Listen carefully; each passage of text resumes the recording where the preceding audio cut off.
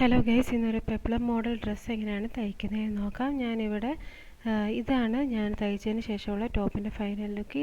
ഈ മോഡൽ എങ്ങനെയാണ് തയ്ക്കുന്നതെന്നാണ് ഞാൻ കാണിക്കാൻ പോകുന്നത്. ഞാൻ യൂസ് ചെയ്യുന്നത് 1.5 മീറ്റർ മെയിൻ ക്ലോത്തും 1 മീറ്റർ ലൈനിങ്ങുമാണ് ഇതിന് വേണ്ടി യൂസ് ചെയ്യുന്നത്. ആദ്യം നമുക്ക് ലൈനിങ്ങിൽ ഇതുപോലെ മെഷർമെൻറ്റ്സ് മാർക്ക് ചെയ്ത് കൊടുക്കാം. 3 ഇഞ്ച് ഷോൾഡർ, പിന്നീട് കഴുത്തകലം 3 ഇഞ്ച്, അതിനുശേഷം താഴോട്ടുള്ള കൈക്കുഴി നമ്മളിത് 7 ഇഞ്ച് മാർക്ക് ചെയ്യുന്നു.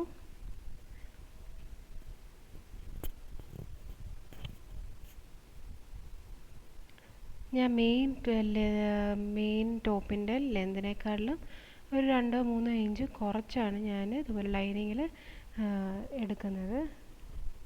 അതിനുശേഷം നമുക്കിത് ഇതുപോലെ കട്ട് ചെയ്യാം.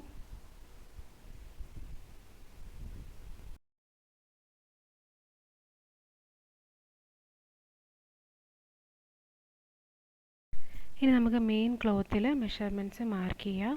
ഞാൻ ഇവിടെ 26 ആണ് ടോട്ടൽ ലെന്ത് കൊടുക്കുന്നത്. അതിനുശേഷം നമുക്ക് ഷോൾഡറിൻ്റെ വീതി, പിന്നീട് കഴുത്തകലം ഇത്രയും മാർക്ക് ചെയ്ത് കൊടുക്കാം. എന്നിട്ട് ആ പോയിൻ്റിൽ നിന്ന് താഴേക്ക് നമുക്ക് കൈക്കുഴി മാർക്ക് ചെയ്ത് കൊടുക്കാം. ഞാനിവിടെ 7 മാർക്ക് ചെയ്യുന്നത്. അതിനുശേഷം ഞാൻ 10 ഇഞ്ച് വീതി, പിന്നീട് 2.5 ഇഞ്ച് സീമിങ് അലവൻസും കൂടെ ചേർത്ത് മാർക്ക് ചെയ്യുകയാണ്.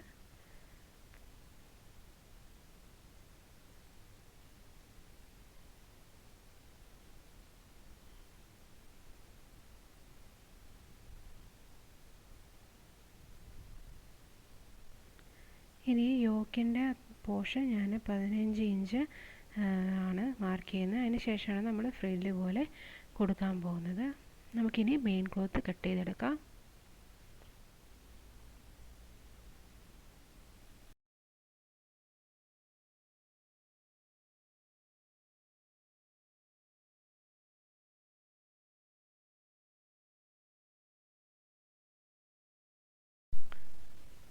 ഇനി നമുക്ക് സ്ലീവ്സിൻ്റെ കട്ടിങ് നോക്കാം. നമ്മളിവിടെ 7 ഇഞ്ചാണ് നമ്മൾ കൈക്കുഴി മാർക്ക് ചെയ്തത്. അതുകൊണ്ട് അതേ +4 11 ഇഞ്ച് ഞാൻ ഇറക്കം കൊടുക്കുന്നു.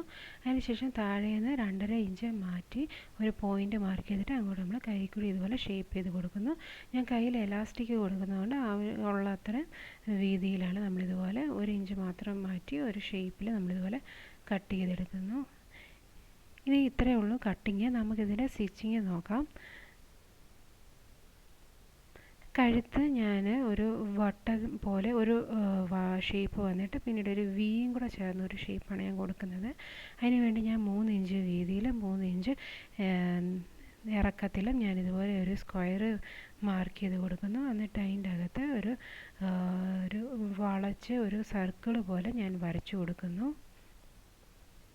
അതിനുശേഷം ആവശ്യമുള്ള ലെന്ത്, അതായത് 6.5 ഇഞ്ചാണ് ഞാനിവിടെ മാർക്ക് ചെയ്യുന്നത്. 6.5 ഇഞ്ചിൽ ഒരു പോയിൻ്റ് മാർക്ക് ചെയ്തിട്ട് അങ്ങോട്ട് നമ്മളിതുപോലെ വി ആയിട്ട് നമ്മൾ വരച്ചു കൊടുക്കുകയാണ്.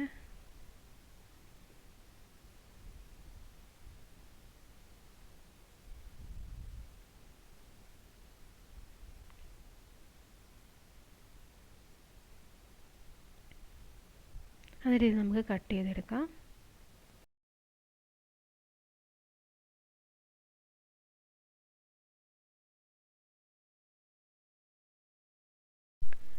ഇനി അത് നമുക്ക് തയ്ച്ച് മടക്കി എടുക്കാൻ വേണ്ടി അടിയിലൊരു ചെറിയൊരു പീസ് തുണി വെച്ചിട്ട് അതിൻ്റെ അകത്ത് നമ്മളിത് ഇതുപോലെ നമ്മൾ മാർക്ക് ചെയ്തിട്ട് അത് കട്ട് ചെയ്തെടുക്കുന്നു.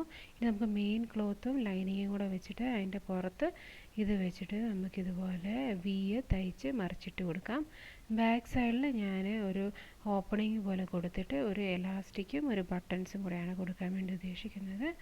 ഇനി അതിനുശേഷം നമുക്ക് ഈ കഴുത്തിൽ ഒരു ക്രോസ് പീസ് വെച്ചിട്ട് നമുക്കിതുപോലെ തയ്ച്ച് മടക്കി കൊടുക്കാം.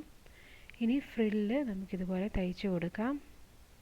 ഫ്രണ്ടിലാണ് ഞാൻ ഫ്രില്ല് കൊടുക്കുന്നത്. ഇനി നമുക്ക് കയ്യിൽ എലാസ്റ്റിക്കാണ് കൊടുക്കുന്നത്, അതും തയ്ച്ച് കൊടുക്കാം. ഇനി അടുത്തത് നമുക്ക് ലൈനിങ്ങും മെയിൻ ക്ലോത്തിൻ്റെ അടി ഇതുപോലെ മറിച്ചിട്ട് കൊടുക്കാം, മടക്കി അടിച്ചു കൊടുക്കാം.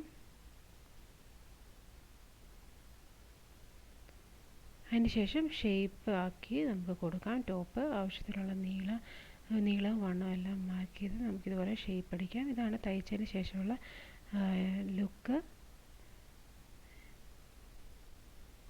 എല്ലാവർക്കും ഈ ഒരു ടോപ്പിൻ്റെ ഐഡിയ ഇഷ്ടമായെന്ന് വിശ്വസിക്കുന്നു. എല്ലാവർക്കും ഇഷ്ടമായെങ്കിൽ ലൈക്ക്, സബ്സ്ക്രൈബ് ആൻഡ് കമൻറ്റ്.